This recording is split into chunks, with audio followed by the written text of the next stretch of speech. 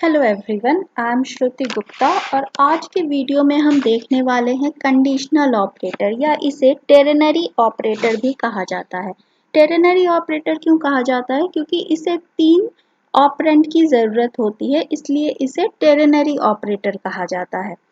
और इस ऑपरेटर का यूज़ कंडीशन को इवैल्यूएट करने के लिए होता है, यानी कंडीशन ट्रू है या फॉल्स है या चेक करने के लिए इसका यूज किया जा सकता है।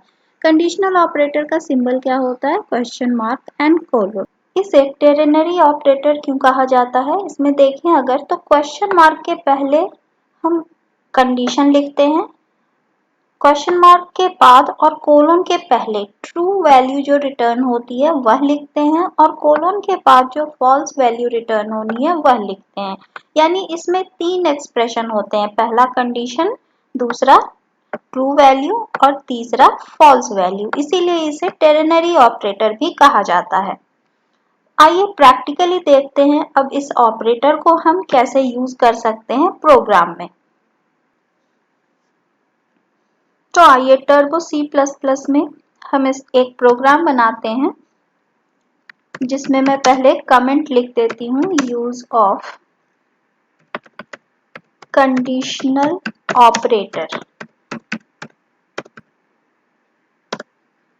फिर हम अपनी हेडर फाइल इंक्लूड कर दें, हैश इंक्लूड iostream.h, साथ ही साथ conio.h भी लगा देते हैं, हैश इंक्लूड conio.h। अब मेन फंक्शन स्टार्ट कर लें, main function curly braces open. अब इस प्रोग्राम में मैं चाह रही हूं कि मैं यूजर से परसेंटेज एंटर करवाऊं और उस हिसाब से मैं रिजल्ट चेक करूं कि वह स्टूडेंट पास है या फेल है। Result okay. अब यूजर से अगर मैं परसेंटेज एंटर करवाऊं, काउट एंटर परसेंटेज,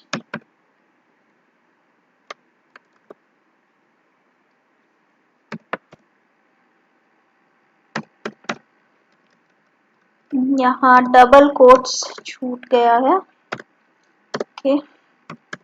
अब हम परसेंटेज जो हमने वेरिएबल डिक्लेयर किया है उसके अंदर इसकी वैल्यू एंटर करवा ले रहे हैं।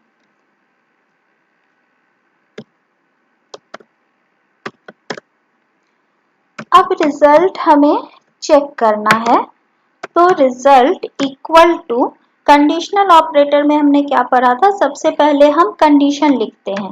तो कंडीशन मैं दे रही हूँ percentage is greater than equal to 40, यानी पासिंग मार्क्स हमारा क्या है, ग्रेटर देन इक्वल टू 40। अगर यह कंडीशन ट्रू है तो रिजल्ट जो एक कैरेक्टर वेरिएबल है उसमें क्या स्टोर हो, p। और अगर 40 से कम परसेंटेज है तो रिजल्ट में क्या स्टोर हो, f। अब हम रिजल्ट को प्रिंट कर सकते हैं, रिजल्ट एंडल और गेट ch फंक्शन लगा दूं ताकि डायरेक्टली हम आउटपुट पर पहुंच सके। और एक और स्क्रीन क्लियर करने के लिए भी clr फंक्शन लगा देती हूँ। अब इस फाइल को हम सेव कर लें।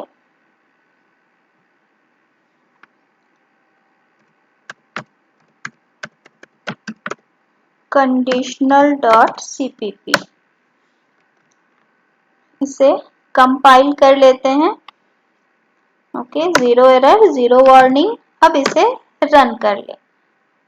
तो अब यहाँ हमें परसेंटेज एंटर करना है, सपोज एंटर कर दूं परसेंटेज 45, तो देख सकते हैं रिजल्ट की वैल्यू क्या आ रही है, p, p यानी पास। अगर फिर से इस फाइल को रन करें और यहाँ मैं डाल दे रही हूँ परसेंटेज 34, तो ये रिजल्ट की वैल्यू क्या आ रही है, एफ यानी फेल। तो इस तरीके से हम कंडीशनल ऑपरेटर का यूज कर सकते हैं। कई बार यहाँ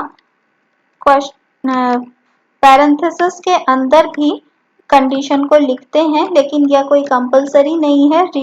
रीडिंग में आसानी हो इसलिए कई बार पैरेंथेसिस लगाया जाता है। वैसे कोई हार्ड एंड फास्ट रूल नहीं है। कई बुक में आप देख सकते हैं कंडीशन को इस तरीके से पैरेंथेसिस में लगाया जाता है। अब यहाँ क्या हो रहा है, यह कंडीशन है हमारी। कंडीशन अगर ट्रू हो रहा है तो यह जो ट्रू वैल्यू है वो कहाँ असाइन हो रही है, रिजल्ट में।